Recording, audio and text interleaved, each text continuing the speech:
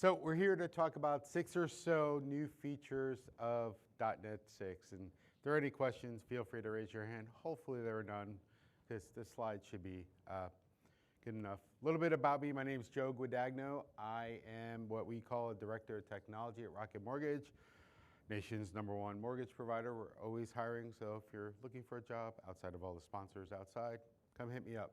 You can reach out to me at jguadagno on Twitter if you want this slide deck. If you follow me, the slide deck will be tweeted out right after this show. But you can also find it on any one of these.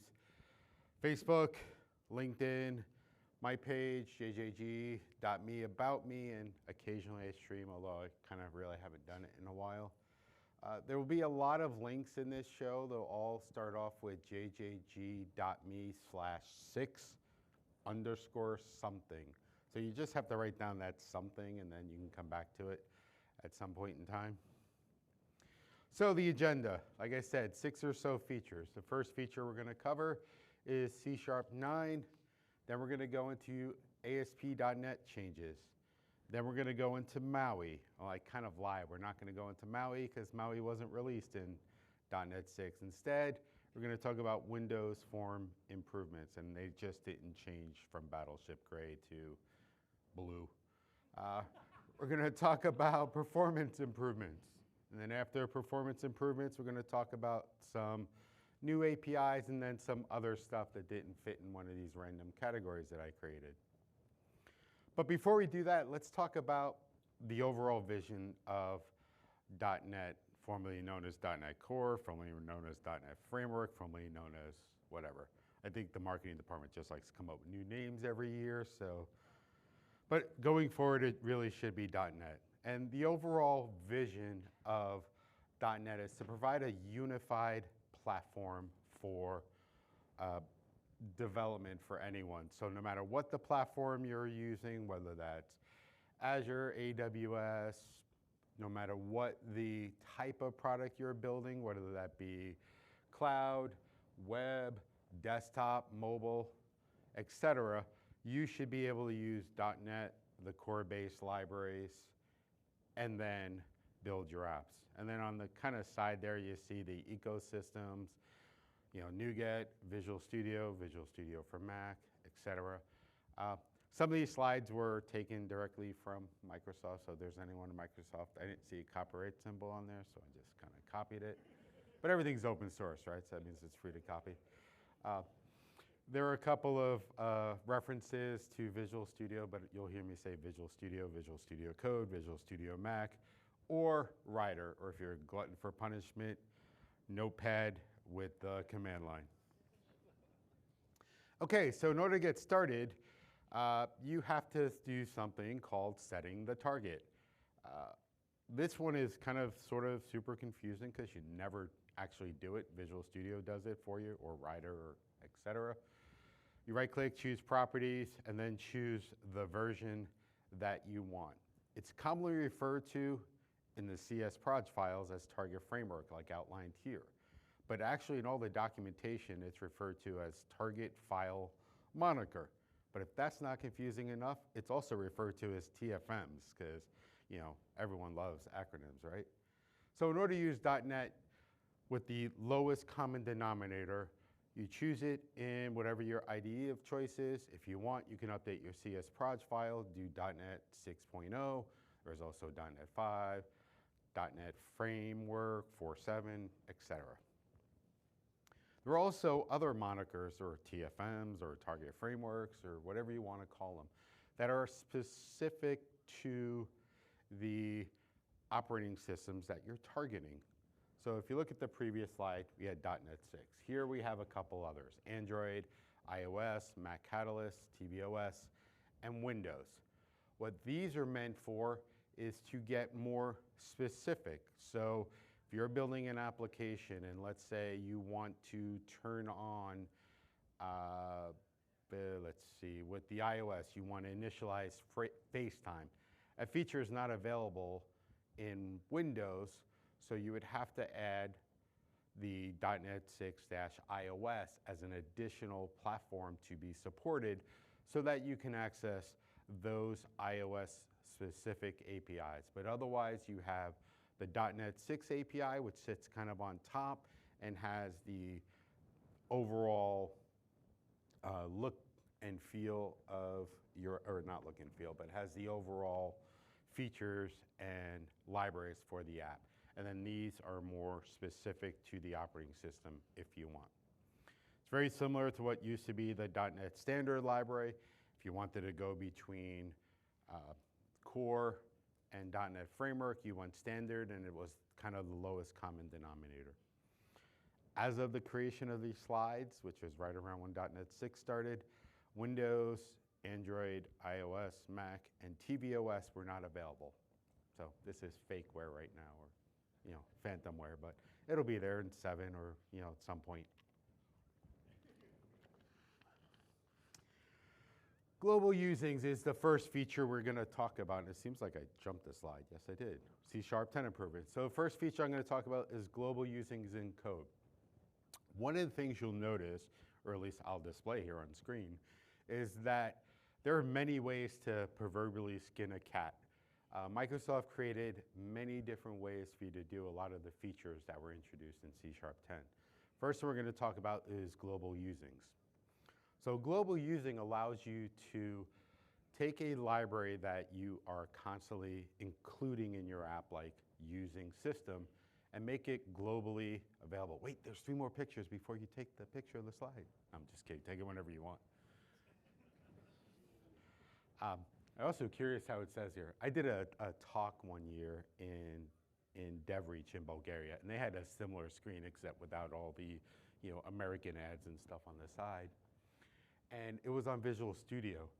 And the dialog box was about as big as that cat sign. So I'm talking about the dialog box, and it said, you see on the left-hand side where it says a division of American Chemical Society, and everything else was blank. And I was like, it's kind of weird. Why would Microsoft design a thing like that? Don't they know that people code on a 45-inch TV or 45-foot TV every day? But apparently not.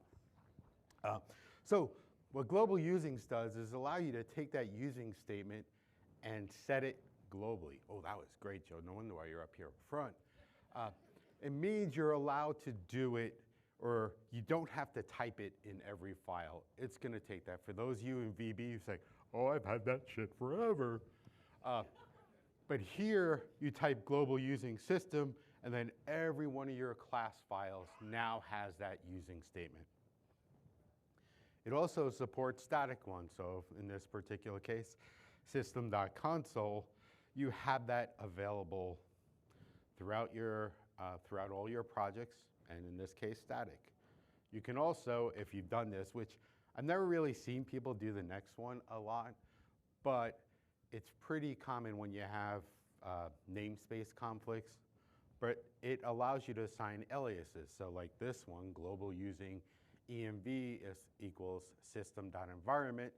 That allows you to refer to system.environment with the keyword env throughout. Now, there is no requirement as to where you need to put this in your code. Convention would say put it at the top, but some people like putting it at the bottom. But you can put it in any file, which means if I have, like, let's say 3 files, an order details, and a customer, I can put using system in the order.cs, I could put using system.console in the person.cs or the order.cs and put environment in the order details. You can do that. Can't work for me if you do that, but you can do that.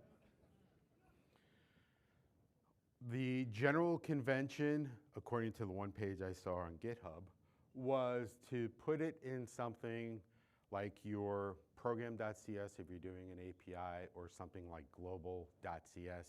Don't have any code in it.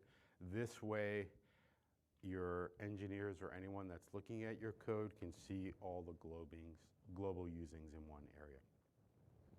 But like I said, there's many ways to do this. You can also do it in the csproj file. Some people prefer this way because you can easily see all of them in one spot. I don't know how you can easily see it without going right-click on load solution, right-click edit, open it up, and then close everything, but it's an easy way to see it. It's really good for you Notepad developers. The way you do this is you add an item group. If there's an existing item one, you can add it to it, assuming they get along, but most cases they get along. So in this one, we do using include system. So if we look back at that previous one, that's the equivalent of the first line. The static one, you just add static equals true to that same using statement.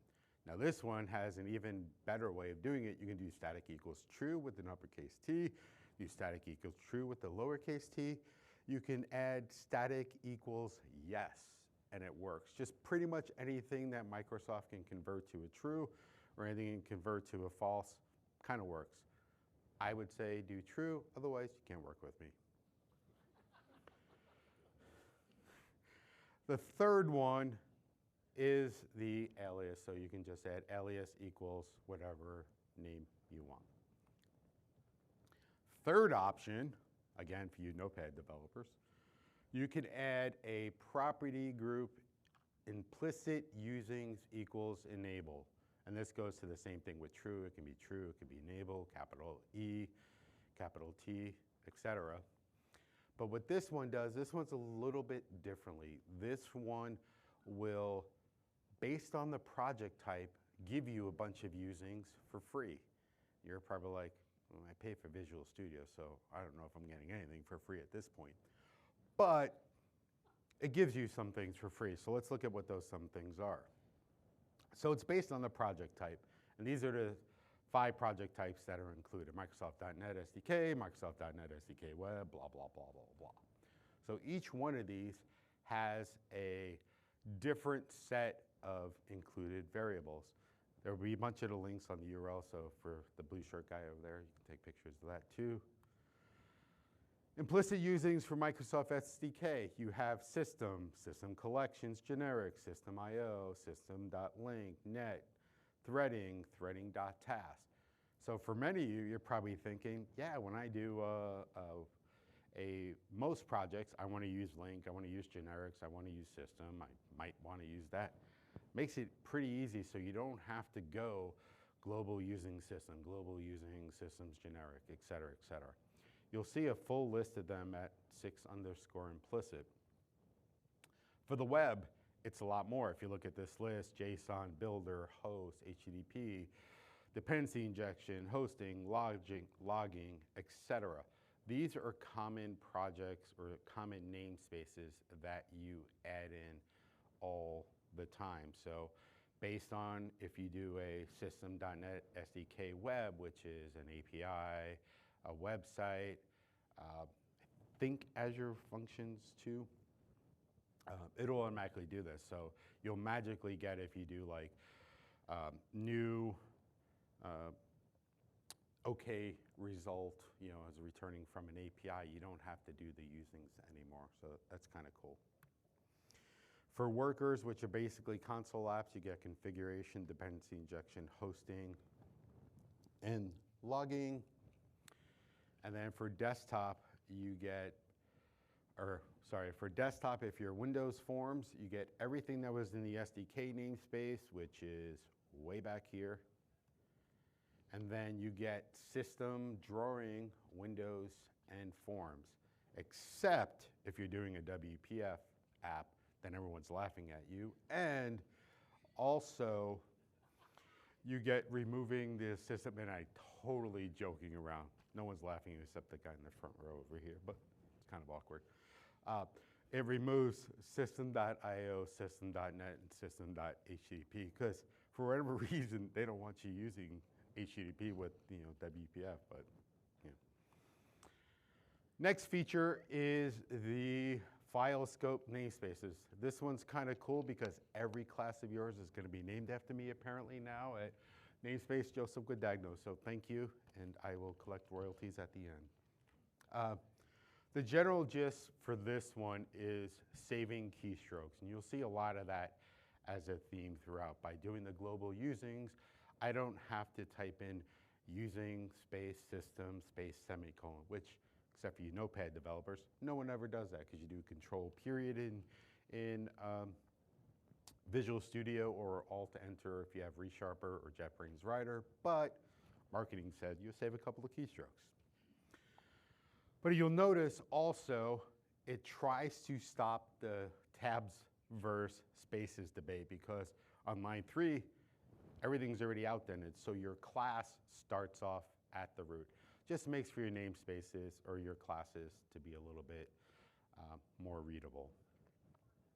The only downside to this is you can't have more than one namespace in a file, which if you do, can't work for me again.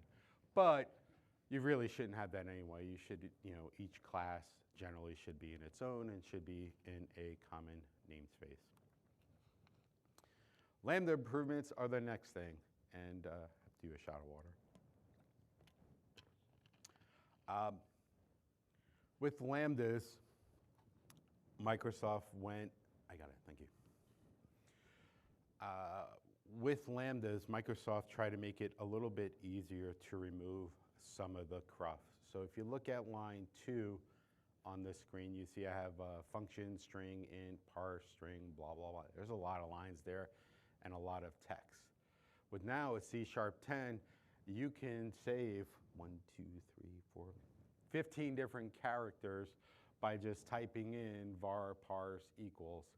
And it's not really saving the characters. What this one really is the IDE or MS Build, in this case, getting smarter about what you are trying to do. It can infer, based on what you're doing after the parse equals, that you are going to pass in a string and you want to work on an integer. So if you were to hover over the var, pretend my mouse is hovering over the var right now, you would see function, string, comma, int in there.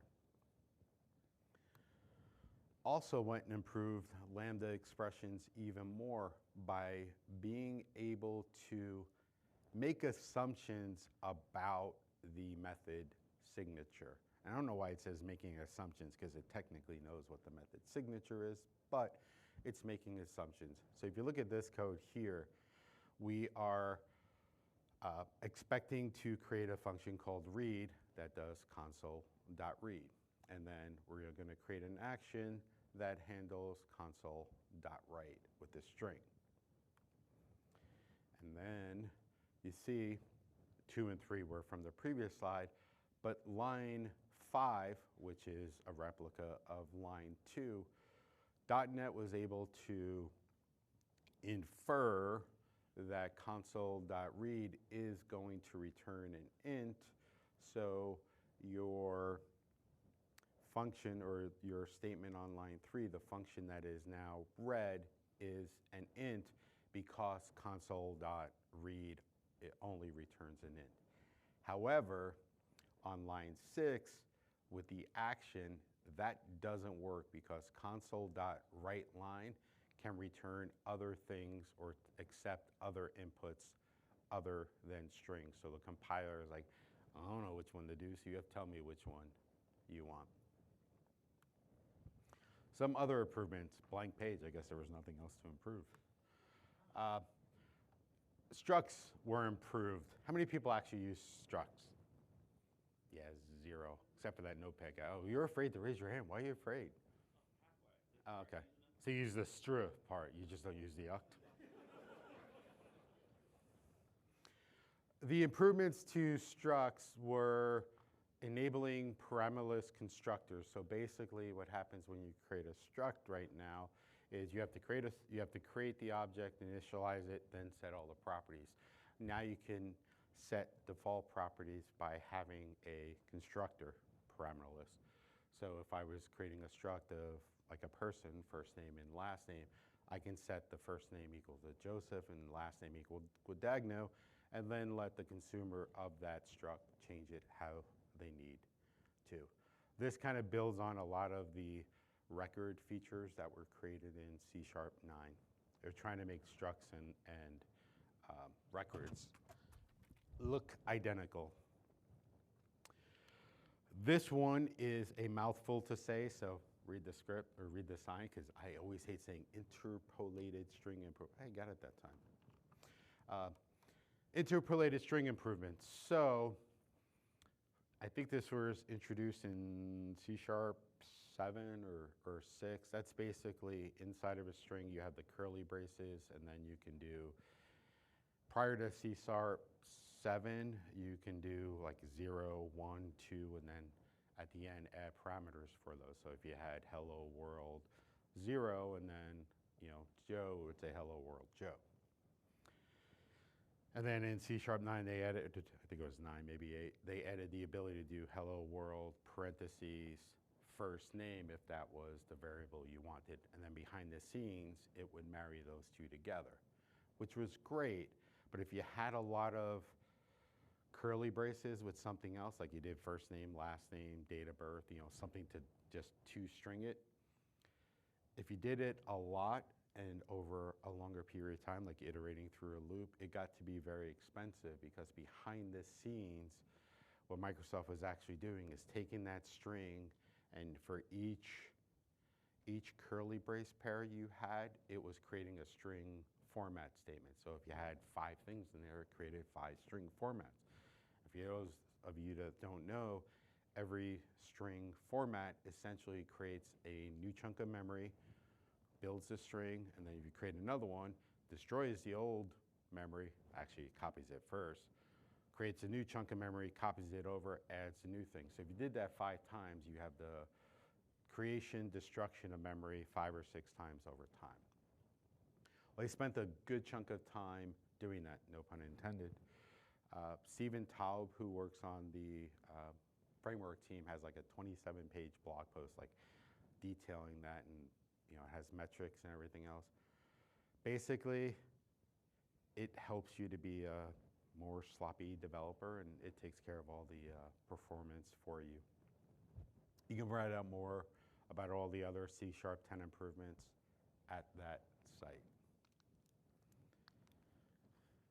And sorry, you know, it's hard to be comedian and not get your throat to dry up, so I drink water every once in a while.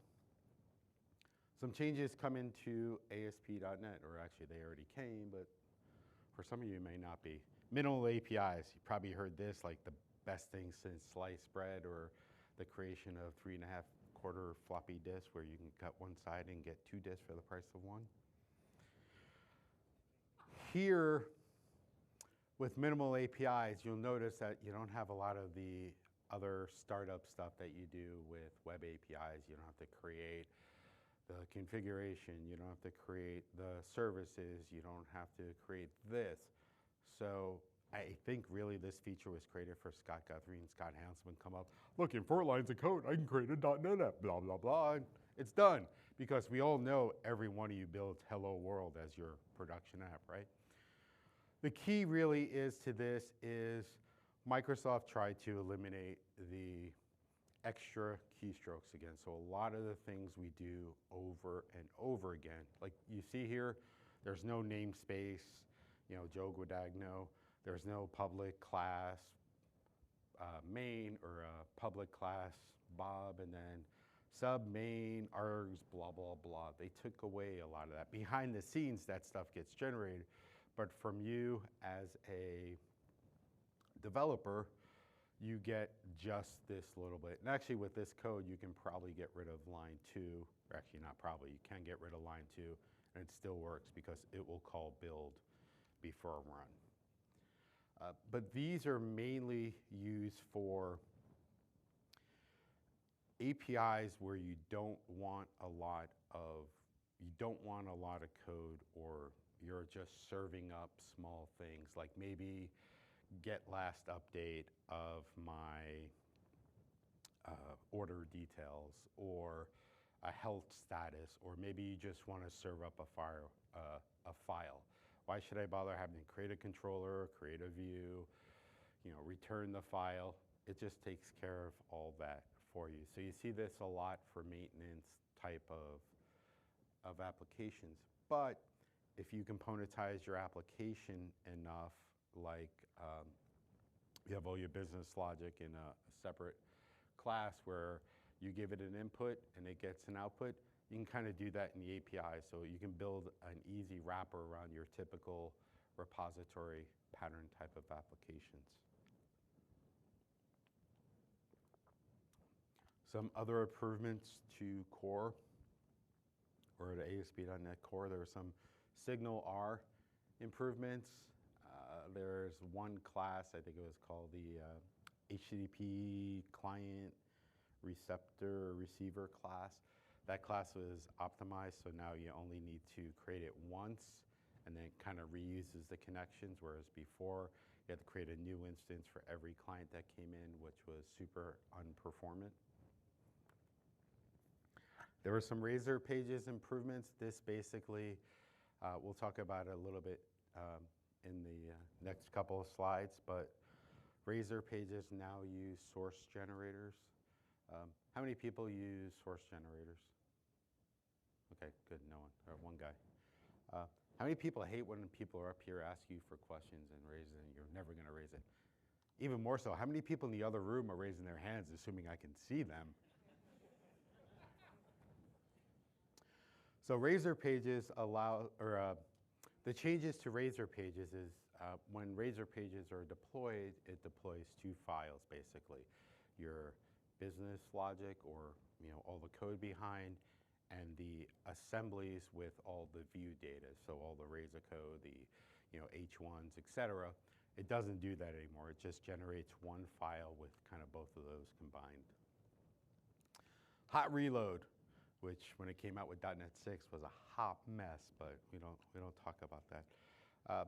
Hot reload was supposed to come out with everything and basically allows you to edit stuff in Visual Studio, and this one explicitly said Visual Studio because Microsoft changed the licensing and screwed over you Notepad developers and JetBrains Rider developers because they only wanted to be a Visual Studio feature. And I'm probably never getting invited to a Microsoft conference again. But this basically allows you to make changes in your code, mostly in websites, but you can do it in console apps. And behind the scenes, it will automatically recompile and just show you that section. So this is very similar to, excuse me, in the past, when you would edit a web page and then Visual Studio would have that little bridge with a plugin with Chrome or a plugin with Edge or Internet Explorer, that would say, oh, something's changed, let me go and think of it. Think of this as Ajax panel for every application. And it basically will compile that little bit and refresh your page or your application for you. Just like the Phantomware monikers, this doesn't work everywhere yet. It was a very lofty goal for .NET 6 and .NET 7. They hope to have it working across the board. Also within ASP.NET, they added HTTP 3 support, which is a standard that came out last year and allows you to add it. I'm guessing most people are not going to use it for a while, but it's there. Probably should have spent the time on building hot reload, but whatever. This one I get a kick out of because it's an improved SPA templates. So the SPA stands for single page applications. What that means is the Visual Studio and templates that are now called for .NET 6 uses Angular 12 instead of Angular 11, but it's improved, right? Because they changed the version number. Last is other web application template update improvements. These improvements are a couple of scattered things, but basically updating the templates to include a lot of the C# 10 stuff that I talked about before. So it has global usings, it supports those implicit usings, the file namespaces, updated versions of the common library, so it updated versions of jQuery, Bootstrap, etc. You can find out more at 6_, oh, why is that? I didn't even notice the title bar was there, sorry about that. You get to see all the apps I have, hopefully nothing goes bouncing on there. So Windows Forms, sorry this should have been Maui, but Microsoft let us down. So we're going to talk about Windows Form improvements. A lot of the improvements that were done were around consistency. So one of the things in Windows Forms that has changed, or that has been a challenge with Windows Forms besides the Battleship Gray, is consistency across everything. So in this version, they really focused on not only limiting keystrokes, like everything else that we've talked about so far, but accessibility.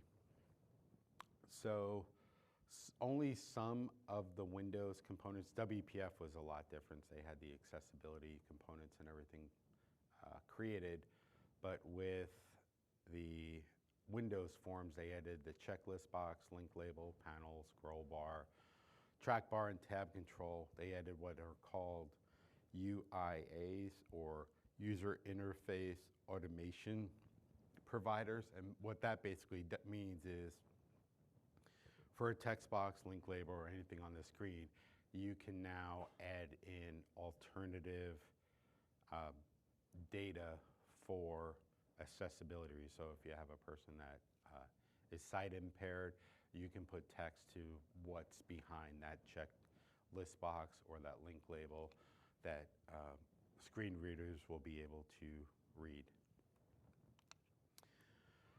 They allowed you to now set the default font for the entire application. In the past, you had one of two choices. You can stick with whatever the system font was, or you can go and update every single page to set the default font in the form load.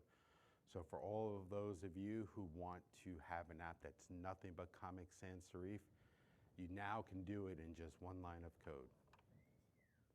Yeah, I know, right? It's some serious shit. Minimal apps. So not only do ASP.NET developers get the ability to have minimal apps, now the Windows Form developers, and I laugh because it's kind of funny. There's really nothing minimal about this. They took out 4 lines of code for you, which you never even typed. It was typed for you behind the scenes. So all they did was kind of hid it from you in this application configuration.initialize. Behind the scenes, it does the set default font, set DPI, and the 4 other things were in there, but you still have that minimal thing.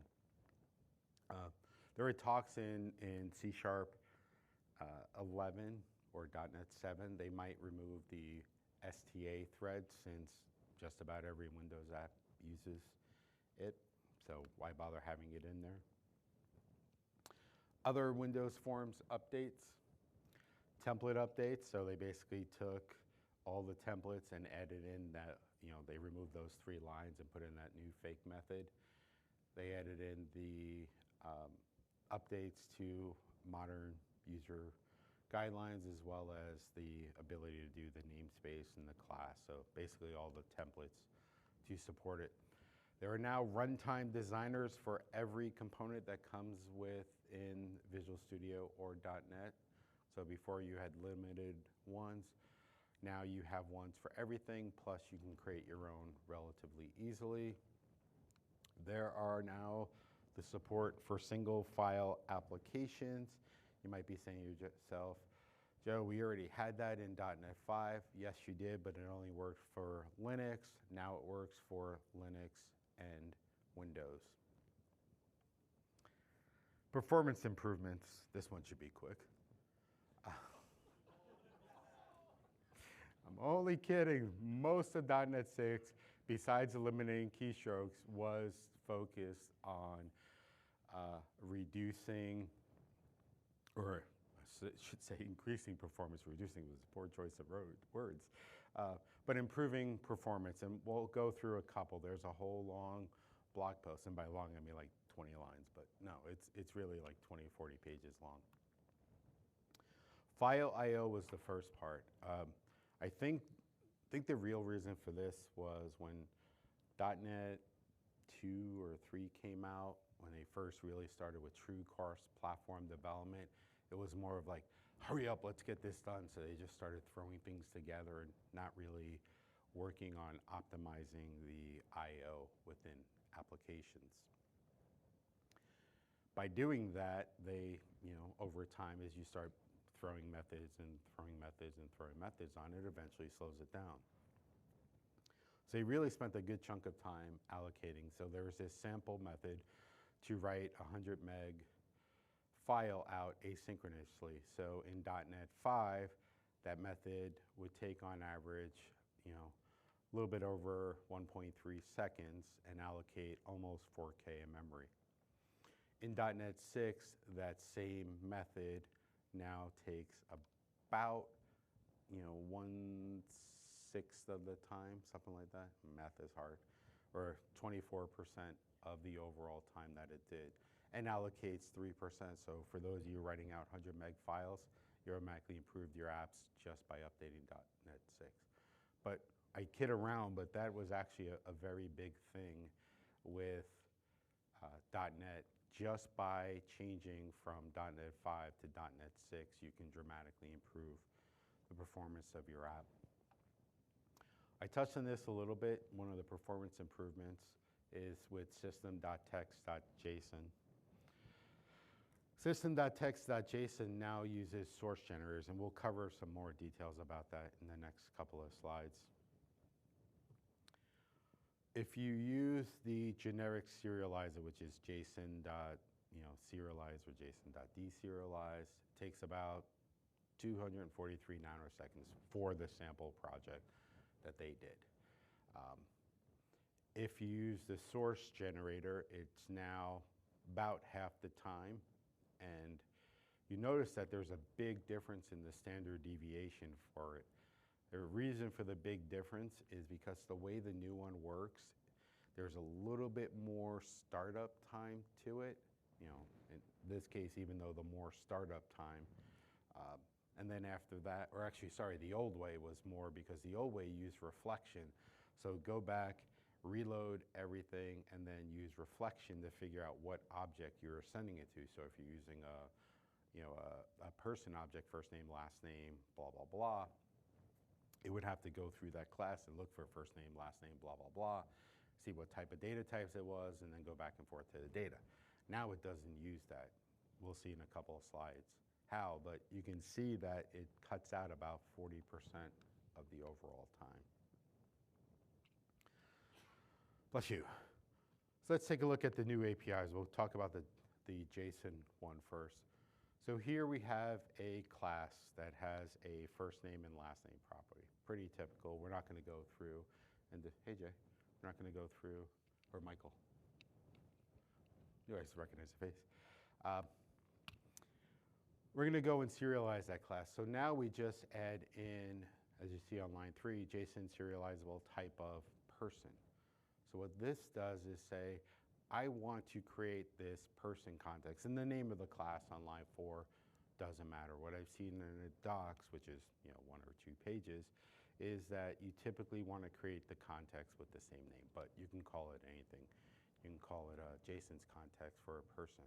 The key here is that you're going to inherit the JSON serializer context. And what that does for you is automatically creates behind the scenes these 4 methods. A default method on line 3, which will give you a default for whatever that class is. So if we look at our previous example, since this is based on the person, it's going to give us a null object. But you also have the ability to override that default. So if you look back to my previous example with struct, that one guy over there only is part of it, we can set that default to be a non-null value to avoid any system object not set to an instance of a variable. Or if you're just reading something where there's one field in it, you can set the default for that field. Then there's also this JSON type info of type, whatever your class is. In this case, this example, it's person. So it'll give you details around that person, which means it's a string. It has a property called first name, which is a string. It has a property called last name, which is a string. So what ends up happening, if you remember a couple of slides ago, it's not doing reflection anymore. So during the compile time, it's reading the code that you created in this person object and building out a graph that it can then internally use to serialize it. And then 7 and 8 are options, or more so 7 is an option for you to set the serialization options for that. So that's like write if null, what to do with null values. If it's writing out, do you want to indent everything, or do you want like just one long blob of text? So what that means, if you look here on lines, this is really 3 lines, but for readability, because for this I could actually probably stretch it out a lot further.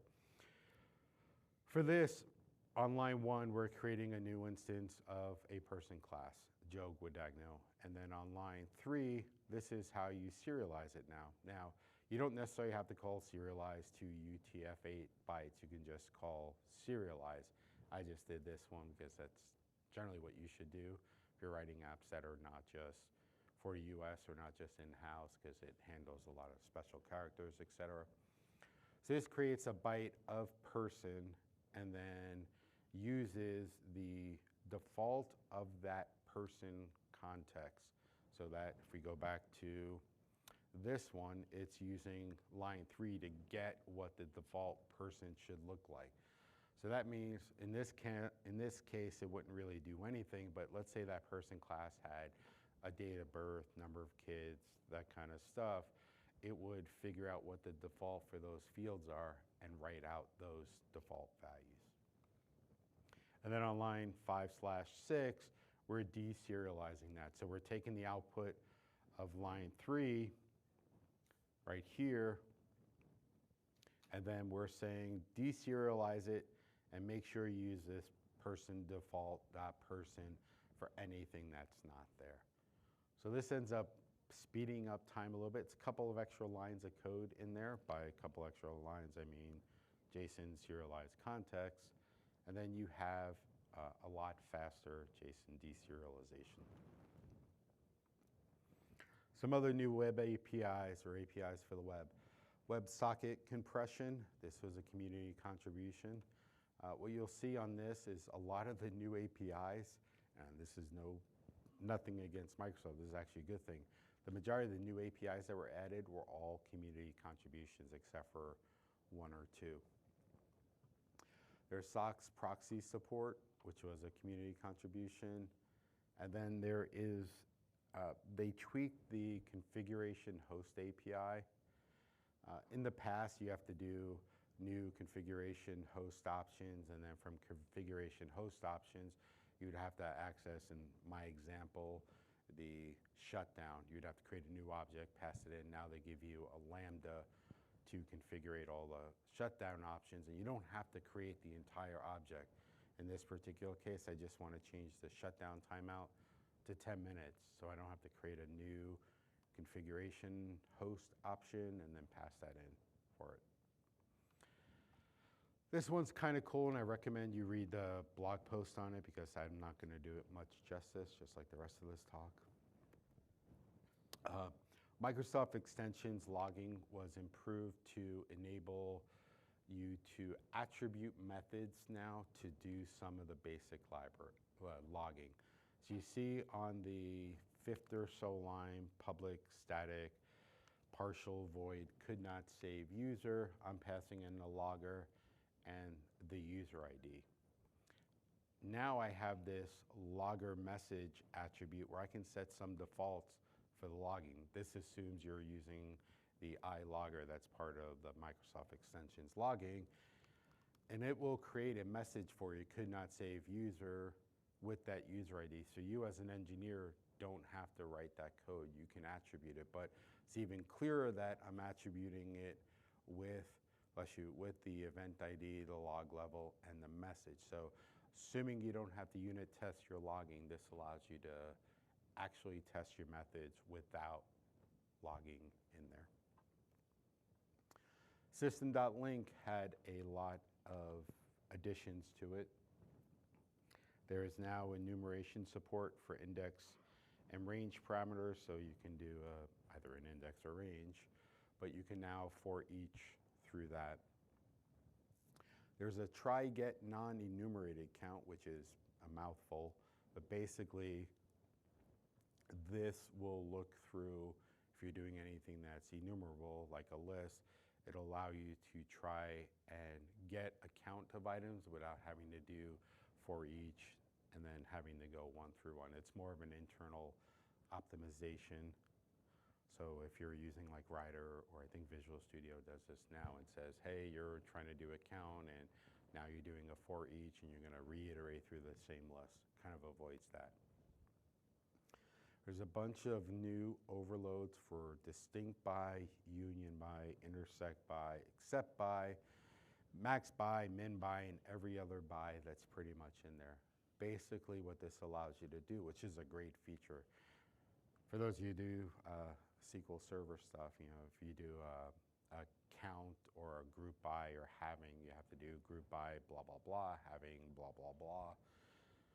Here what you would have to do is create an object and search by that object. Now you can pass in a lambda to say, I want you to, in the previous example, first name, last name, I can do distinct by parentheses x lambda, you know, equal greater than x dot first name, and it'll automatically give you a distinct list by the last name. Very similar to what the old where clause was. Now they added it to distinct, union, intersects, min, and max. This is kind of cool, especially in the min and max by. You can get the min of like an order list or the max of an order list by customer or client. Chunk was a good one. This allows you to enumerate through a list in chunks. And what I mean by chunks is you can say, I want to only enumerate through, excuse me, the first 100 items, and then the next 100, and then the next 100. And then the first or default, last or default, or single or default now has an overload to set the defaults. So if you're doing that whole first or default person, I can say person, if the person's not found, create a new person, or create a new person with these attributes. Same thing with last or single.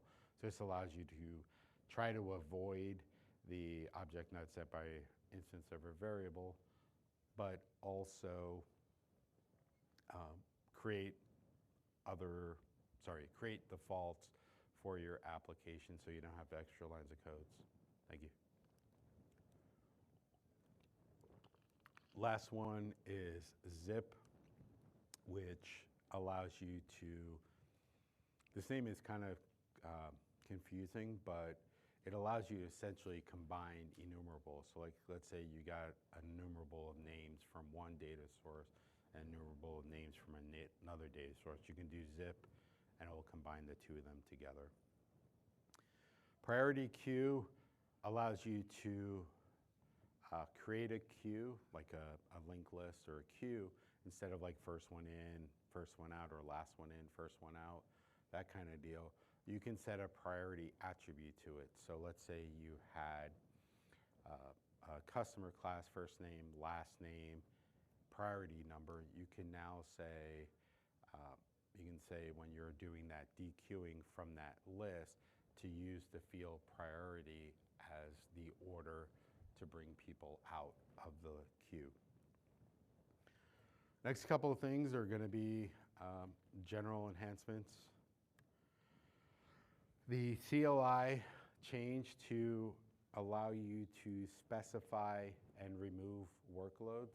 So in the past, really the only way to install or to add like ASP.NET components or the database components or the mobile components was to open up the installer for .NET and select those. Now they have a command line that allows you to restall, install, list, or update those programmatically. So for those of you that are like building machines or using Docker, you can only pull in like the parts you need via command line now, not have to have an installer. Next is .NET SDK check, which is probably the coolest feature. This is a snapshot of my machine 6 months ago. Can't really see much, so we'll zoom in a little bit. and then take a look at the first section. The first section tells me the versions of the SDK I have in there. You're probably like, cool, you should probably know what's already on there. But the important part of this one, besides the fact that I probably have a problem with so many versions of the .NET SDK in my machine, you'll see in the status column that it lists if there are any updates available. So for my 3.1.4.10, it says that I have a patch available, 3.1.4.16. And it's telling me that the 7 or 8 instances I have of .NET 5 is going to be out of support soon, et cetera. So it's a good visual to see the state of your machine. The other one now drills down into runtime, so it shows me all the different variations of like ASP.core, .NET Core, Windows Desktop, etc., and the same status of those SDKs.